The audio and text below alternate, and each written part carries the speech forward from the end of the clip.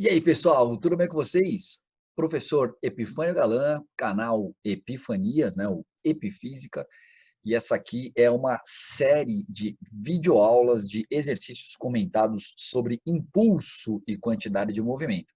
Especificamente, essa aula é a aula 3. Então, se você não assistiu às aulas 1 e 2, eu recomendo bastante que você procure aí no canal e as assista antes de partir para a solução dos exercícios dessa aula aqui, tá bom? O que a gente vai estudar aqui especificamente nessa videoaula? Tá? A gente vai lá para a página 364, né, do livro Os Fundamentos da Física, volume 1, parte 2, e vai resolver essa série aí de exercícios que vai desde o P, né, o proposto 388, até o P 394. São basicamente exercícios versando sobre o teorema do impulso, teorema extremamente importante aí para a mecânica, né, para a física de maneira geral. Começamos?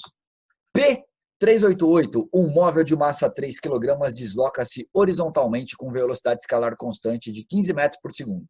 Num dado instante, passa a atuar sobre o móvel uma força constante de intensidade 2,5 newtons durante 4 segundos, na mesma direção e no mesmo sentido do movimento.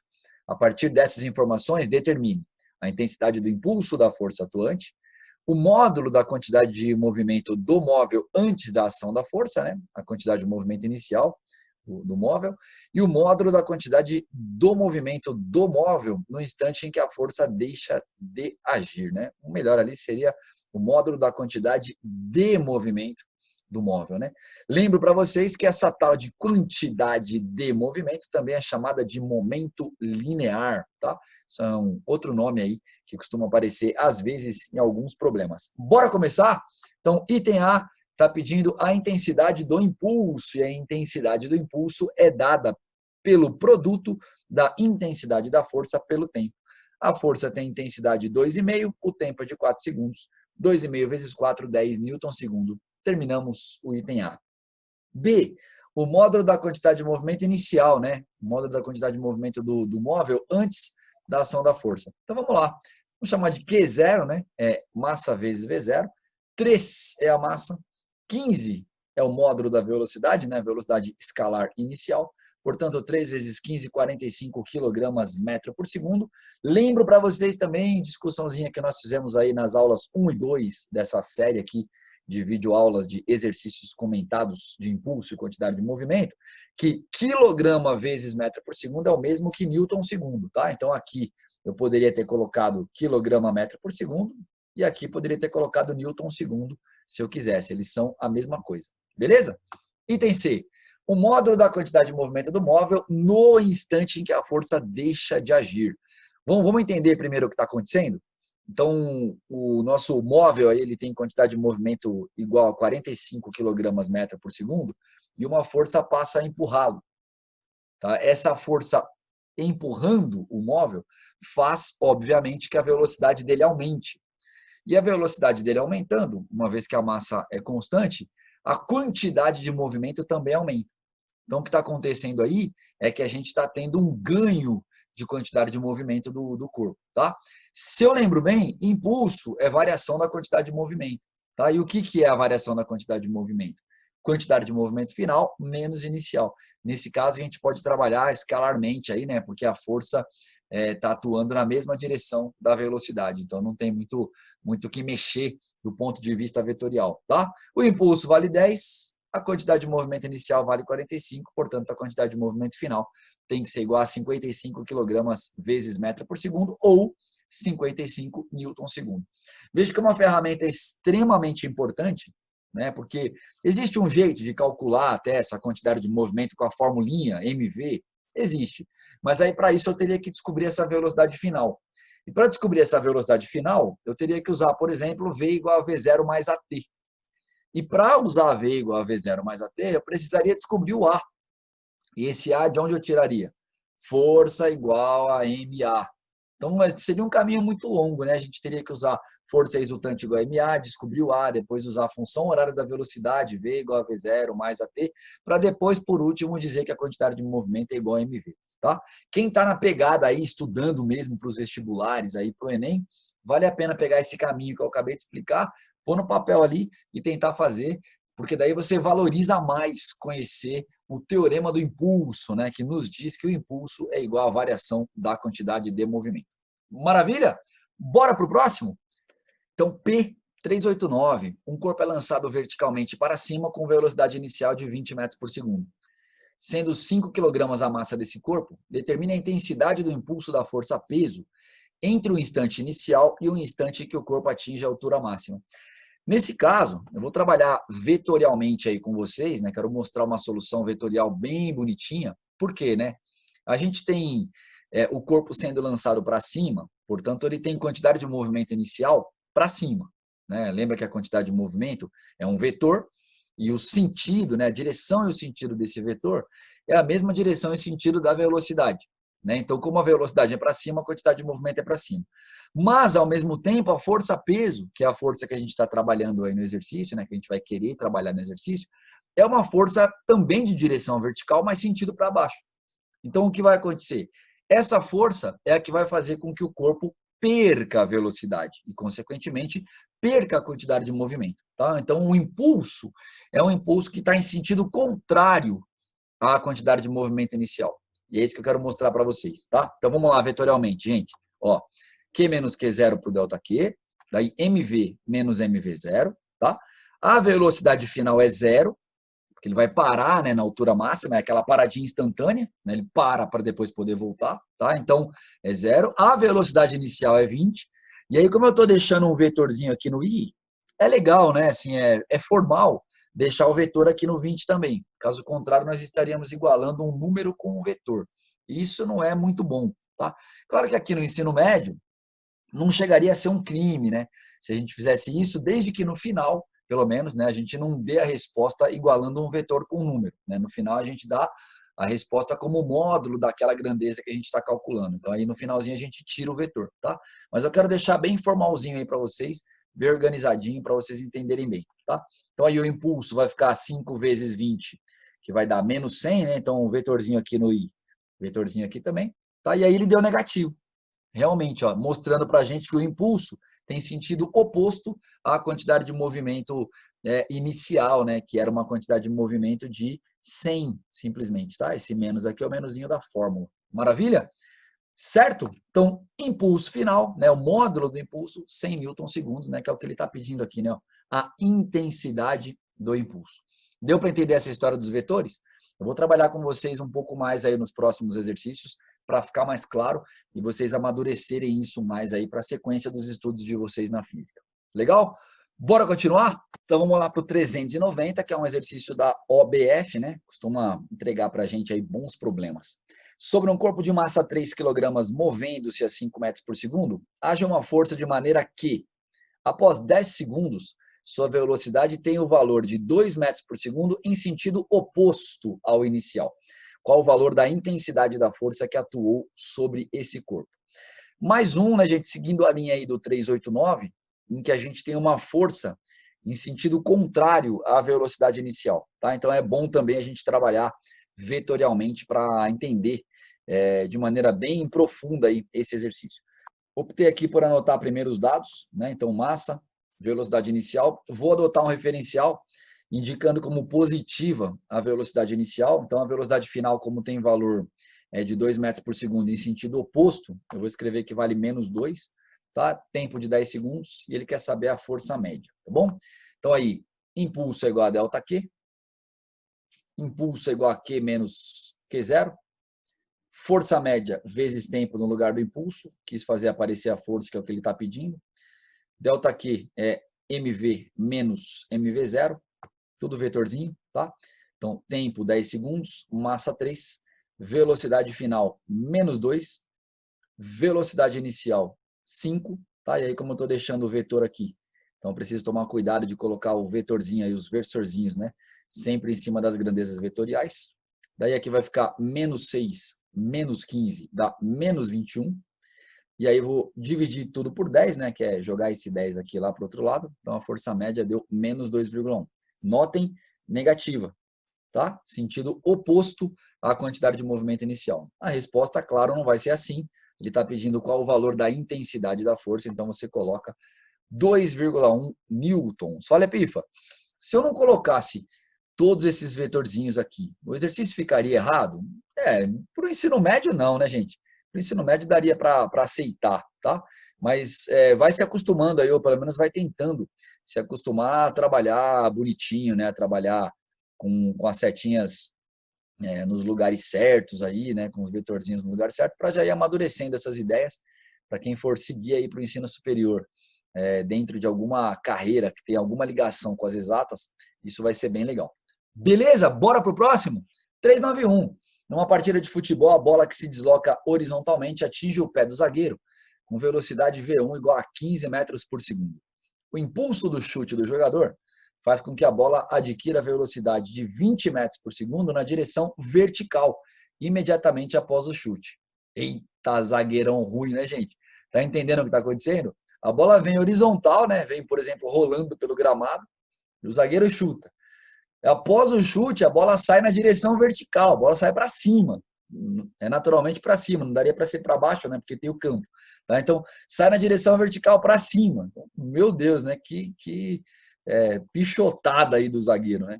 A massa da bola é igual a 0,4 kg. Determina a intensidade do impulso que o pé do jogador imprime à bola. Despreze o peso da bola durante a interação entre ela e o jogador. Vamos lá. Tá aqui a bolinha. Tá vendo a bolinha na tela aí? Lá vem ela, rolando aqui na tela da direita para a esquerda. E ela vai atingir o pé do jogador. Tá? O jogador então chuta, a bola sobe. Nossa, grossão, né, gente? Com velocidade de 20 metros por segundo. Impulso eu sei que vale ΔQ. Escrevi, nesse caso não tem opção, né, gente? Tem que escrever vetorialmente, porque um é horizontal, o outro é vertical, então não tem como ser diferente. Vou chamar a quantidade de movimento final de Q2, né, para acompanhar aqui o V2, e a quantidade de movimento inicial eu vou chamar de Q1, tá? Só para acompanhar o V1 aqui, que foram os nomes que ele deu aqui no enunciado, tá? Eu preferiria usar V0 e V, mas tranquilo, né? Pode usar V1 e V2, VI, VF, né? Qualquer termo aí seria adequado, tá? Então vai ficar MV2 menos MV1, e aí você vai olhar e falar, Epifa, então é só colocar o V2 aqui, que vale 20, e o V1 aqui, que vale 15? Não, né? Por que não?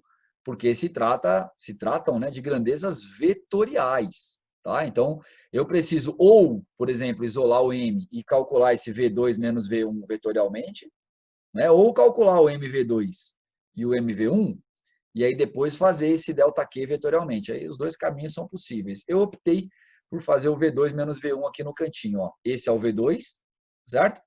E esse cara é o menos V1. Beleza? Ó, o V1 era da direita para a esquerda, na minha tela.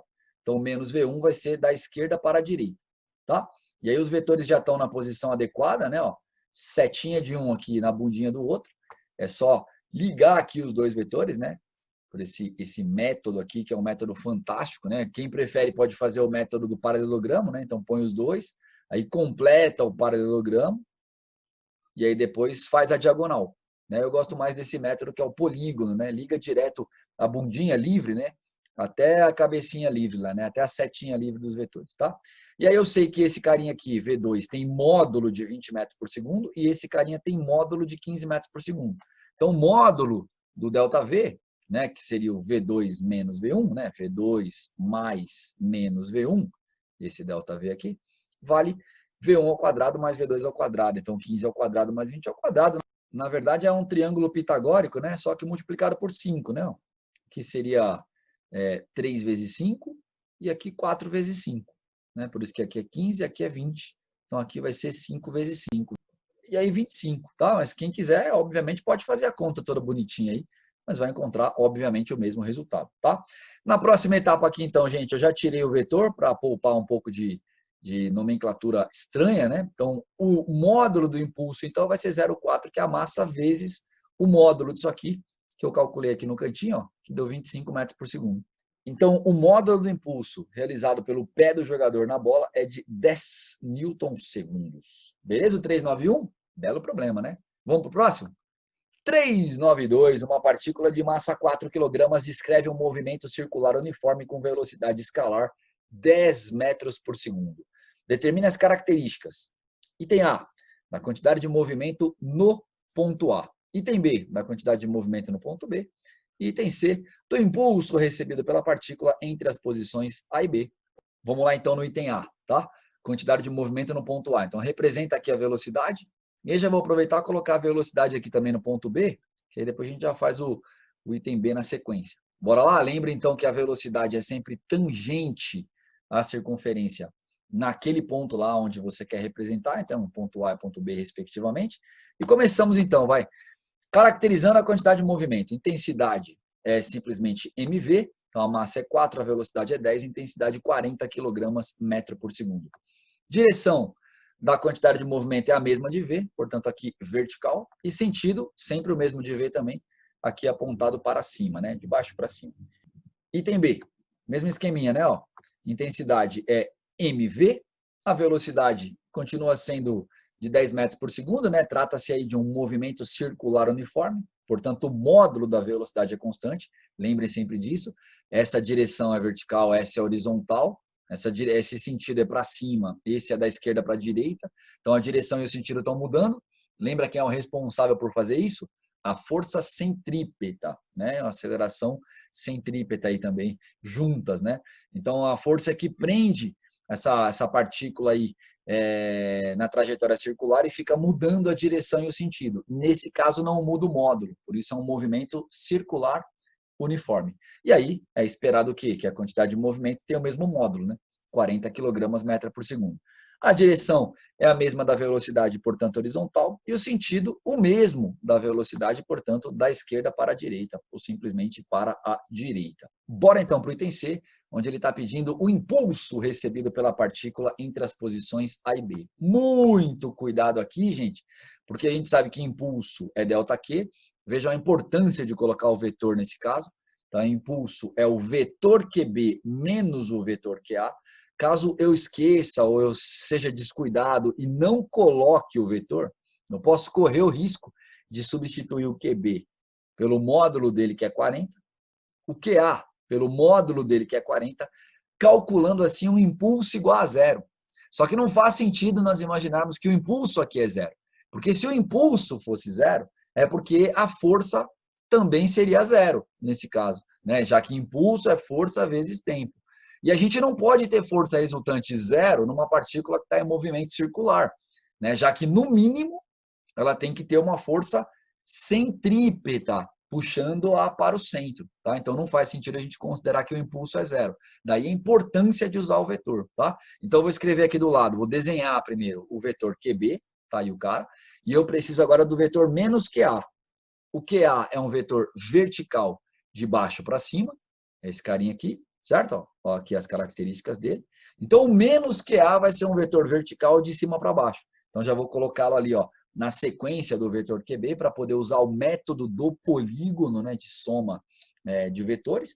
De novo, quem preferir pode usar o método do paralelogramo, então completa aqui um paralelogramo. Nesse caso aqui vai ser um quadrado, né, já que o módulo desse cara é igual ao módulo desse. E aí faz a diagonal aqui. Tá? Eu gosto mais do polígono que você liga direto lá, a bundinha livre do vetor, lá na setinha livre do outro. Isso aqui, tá? Isso aqui então é o QB menos QA, e QB menos QA é o ΔQ. Tá? Então eu já chamei direto de ΔQ e agora posso calculá-lo. Né? ΔQ ao quadrado vai ser igual então a QA ao quadrado mais QB ao quadrado. Agora tudo escalar, né? Tudo sem vetorzinho em cima, só o módulo. 40 ao quadrado mais 40 ao quadrado vai dar 1.600, e aí a raiz quadrada disso dá 40 raiz de 2. Quem preferir pode perceber que isso aqui é um quadrado de lado 40, e lembrar que a diagonal do quadrado é sempre igual a lado vezes raiz de 2. Tá? Então, aí nesse caso dá para colocar direto que era 40 raiz de 2. Agora, com o ΔQ na mão, eu sei que impulso é igual a ΔQ. Conclusão, impulso é 40 raiz de 2 quilograma metro por segundo ou 40 raiz de 2 newton segundos, como preferir. Então, mais um exercício aí muito importante, né, que trata aí com bastante cuidado, com bastante carinho aí a questão vetorial, muito importante para o pessoal aí que está interessado mesmo em grandes vestibulares. Vamos para o próximo? 393. Um carrinho de massa 100 gramas encontra-se em repouso quando nele passa a atuar uma força resultante F, de direção constante e cuja intensidade varia com o tempo, conforme o gráfico ao lado. Determine, item A, a intensidade do impulso da força F, no intervalo de tempo de 0 a 1 segundo. A velocidade do carrinho no instante t igual a 2. Então, dois probleminhas aí para a gente. Começando pelo item A, impulso é numericamente igual à área sobre o gráfico, então tomando cuidado que o intervalo que ele está pedindo é de 0 a 1. Então, a gente vai ter que pegar esta figura aqui, né, ó, que é nada mais nada menos que um belíssimo trapézio, cuja base maior é 0,2, a base maior é 0,1 e a altura é 1. Né? Portanto, 0,2 mais 0,1 vezes 1 sobre 2, né? Base maior mais base menor vezes a altura sobre 2, calculei 0,15 newtons segundo. Vamos para o item B, então? A velocidade do carrinho no instante t igual a 2 segundos. Para fazer aparecer essa velocidade na nossa solução, um caminho legal, o melhor caminho aqui para essa série de exercícios é escrever que o impulso é igual à variação da quantidade de movimento. Tá? Por quê? Porque variação da quantidade de movimento é quantidade de movimento final menos inicial. Nesse caso, notem, eu já excluí os vetores aqui de cima do i e dos qs. Por quê? Porque a força é o tempo todo positiva, né? Embora ela aumente e depois diminua, ela é o tempo todo positiva, então ela está atuando o tempo inteiro na mesma direção e sentido, na mesma direção estava escrito, né, no enunciado, e mesmo sentido a gente consegue concluir pelo gráfico. E se não há, então, variação da direção e do sentido, então não tem necessidade alguma de usar os vetores, né, de usar a teoria como uma teoria vetorial. Podemos simplesmente entender a teoria aí como uma teoria escalar, fica muito mais fácil da gente operar, né, a gente se despreocupa bastante. Q é mv e Q0 é mv0, mas a velocidade inicial é 0. Portanto, eu sei que o impulso é mv. Tá? Daqui, você para e olha e você diz, Epifa, mas eu não tenho impulso, né? A gente vai usar o 0,15 como impulso? Não, porque 0,15 era o impulso de 0 até 1. Né? E como ele quer a velocidade no 2, então nós precisamos do impulso total. Então, vamos calcular esse impulso. Né? Então, esse impulso de 0 a 2 é o impulso de 0 a 1 mais o impulso de 1 até 2. Né? Precisamos tomar bastante cuidado aqui para não substituir esse i aqui por 0,15. Né? Porque 0,15 é simplesmente o impulso de 0 a 1 e ele está pedindo a velocidade no instante t igual a 2. Então, precisamos calcular todo o impulso que atuou sobre o corpo nesses 2 segundos de movimento. Tá? Se você não assistiu às aulas 1 e 2, como eu comentei há pouco, logo no comecinho dessa aula, era importante ter assistido. Lá nessas aulas, num dos exercícios, eu comento essa história aqui. Ó. Eu comento a história de calcular o impulso pela soma de 2 impulsos. Tá? Era muito importante, porque aqui eu já sei que o impulso de 0 a 1 é 0,15 e o impulso de 1 a 2 vai ser simplesmente numericamente igual a essa areazinha aqui, ó, tá? Que é a área de um triângulo. Base é 1, altura é 0,2, então a área do triângulo é base vezes altura sobre 2, tá? E aí só fazer essa conta bonitinha aí dá 0,1, 0,1 mais 0,15 dá 0,25. Agora a gente vai pegar esse 0,25, vai substituir aqui no impulso, a massa é 0,1, né, 100 gramas, e aí vamos dividir tudo por 0,1. Vou encontrar que a velocidade lá no instante t igual a 2 é de 2,5 metros por segundo. Ótimo exercício. Tudo bem? Seguimos para o último, então, dessa sequência, que é o P394. Uma xícara vazia cai de cima da mesa de uma cozinha e quebra ao chocar-se com o piso rígido. Se essa mesma xícara caísse da mesma altura na mesa da sala e, ao atingir o piso, se chocasse com um tapete felpudo, ela não se quebraria. Tá bom. A DOT G igual a 10 metros por segundo ao quadrado. Item A. Por que no choque com o piso rígido a xícara se quebra e no choque com o piso fofo não? Lindíssima questão, né? Muito linda mesmo, né? A Unifesp acertou em cheio aí. Sabe impulso, dominou o conceito, vai matar fácil. Não dominou o conceito, esquece. Não tem o que fazer, né? Não tem como responder isso aqui bonito sem dominar o conceito de impulso. Vamos lá então para a solução. Eu sei que impulso é igual a ΔQ. Mas também sei que impulso é força vezes tempo. Portanto, eu sei que força vezes tempo é igual a ΔQ e que força é ΔQ sobre ΔT. Aí você fala, Epifa, isso aí você ensinou lá na segunda lei de Newton. Né? A segunda lei de Newton diz que força é ΔQ por ΔT. Sim, agora a gente junta isso tudo, né, que a gente estudou e volta para lá. Você vê como é linda a física, né? Essas coisas todas, elas vão se juntando, vão voltando a aparecer. E aí eu escrevi aqui, né? força média é igual a ΔQ sobre ΔT. E agora olha que lindo. O ΔQ é o mesmo, tanto no choque com o piso rígido, como no choque com o piso fofo, né? O piso felpudo. Né? Por quê? Porque ΔQ é Q menos Q0. Né? O Q final é zero para as duas. Né? As duas vão bater e parar. E o Q inicial é a quantidade de movimento com que as duas chegam no piso. Ora, se elas caem da mesma altura, elas chegam no piso com a mesma velocidade. Né? Então, tanto a quantidade de movimento final, que é zero, como a quantidade de movimento inicial, para as duas situações, é a mesma. Como a quantidade de movimento inicial é a mesma que a quantidade de movimento final, automaticamente o ΔQ é igual para as duas. Então, o ΔQ é constante. Né? Nas duas situações, ele é o mesmo. O que vai mudar, na verdade? No piso rígido, o tempo do impacto é curtíssimo, justamente porque o piso é rígido. No piso fofo, o tempo do impacto é aumentado. Óbvio que os dois são muito, muito, muito pequenos, né? Mas ainda assim, o tempo de impacto no piso fofo é bem maior do que o tempo de impacto no piso rígido, né? Você bate ali no tapete e dá aquela freada, dá aquela amortecida no impacto. Então, esse tempo para diminuir a quantidade de movimento desde o valor inicial até zero é maior, tá? E se a gente observa na fórmula, se eu tenho o mesmo ΔQ em duas situações e um tempo maior do que o outro, a força média, no caso do tempo maior, acaba ficando menor, porque você está dividindo o ΔQ por um valor maior. Tá? E esse é o motivo pelo qual a gente tem a situação da xícara não quebrar no piso fofo e quebrar no piso rígido. Tá? Então, bem complexo isso aqui. Parece muito bobinho quando você lê a resposta, mas entender mesmo é bem difícil. Tá? Os últimos exercícios aí das nossas sequências costumam ser assim, né? Quando você lê a resposta, parece sempre meio bobinha, mas tem bastante teoria por trás. Preparados para o item B, então? Vamos lá? Suponha que a xícara caia sobre o tapete e pare sem quebrar. Admita que a massa da xícara seja de 0,1 kg, que ela atinja o solo com velocidade de 2 metros por segundo e que o tempo de interação do choque seja de meio segundo. Qual será a intensidade média da força exercida pelo tapete sobre a xícara? Cuidado. Qual seria essa força se o tempo de interação fosse 0,010 segundos?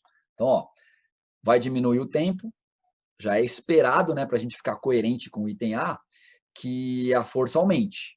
Então, a resposta aqui da segunda pergunta já tem que ser maior do que a resposta da primeira. Mas vamos para a resposta da primeira?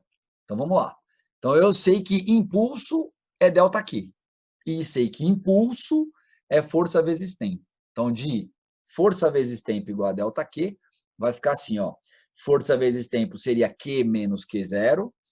Q é mv, Q0 é mv0. Então, ficaria mv menos mv0. Posso colocar a massa em evidência, fica m vezes v menos v0.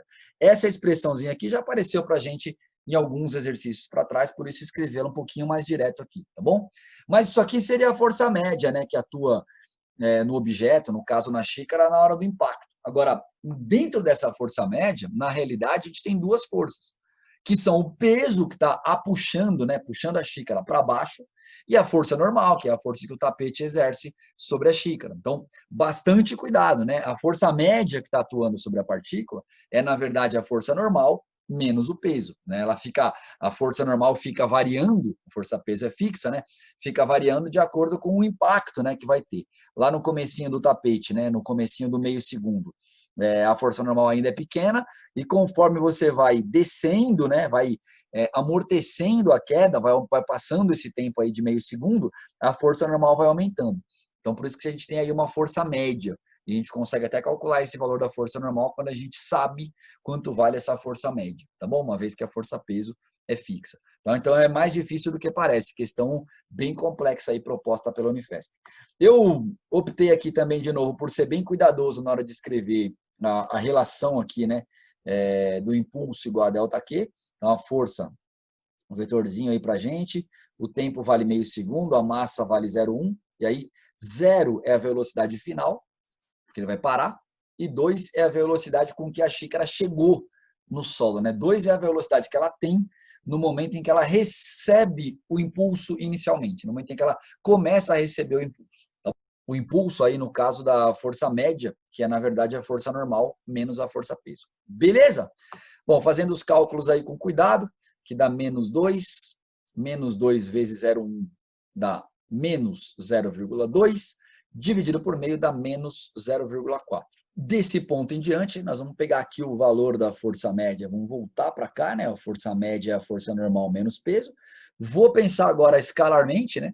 A força média tem módulo 0,4, e aí eu vou dizer que o módulo da força média é a força normal menos o peso, né? O módulo da força normal menos o módulo do peso, e aí o módulo da força normal é 1,4 newtons, né? Na verdade, essa força normal tem a mesma direção da força média, né? Ela seria para cima, portanto, ela seria igual a menos 1,4, o que indicaria que ela tem intensidade de 1,4 e sentido contrário à quantidade de movimento inicial, né? Mas é claro, ela aponta para cima, né? Isso não foi perguntado, só como complemento. E aí agora a gente vai fazer exatamente a mesma coisa, só que usando o tempo de 0,01. Então tudo igualzinho, gente.